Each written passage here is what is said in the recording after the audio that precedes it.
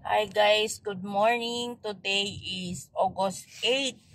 Meron tayong schedule sa aking plastic surgeon. Ayun, hindi siya basta surgeon, plastic surgeon kasi yung iba baka nagtataka ba't pabalik-balik ako. Update ko kayo, yung opera ko is open wound pa din siya.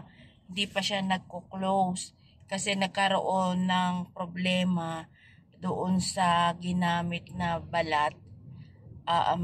Kaya ayun, pinapatubo pa ng tissue. Di ko alam kung kailan pa siya masasara kasi yung iba nga nagtataka bakit pabalik-balik ako. Yun nga kasi dinidebris. Aside dun sa schedule debris ng plastic surgeon, nagdi-debris din kami dressing, hindi debris.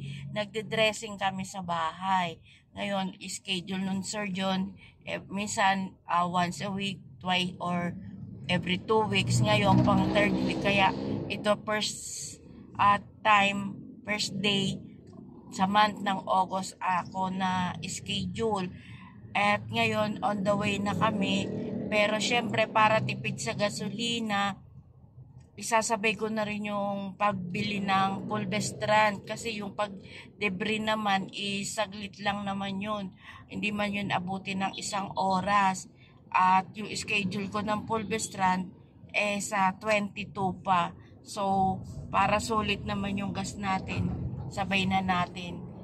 Yun lang guys. Bye!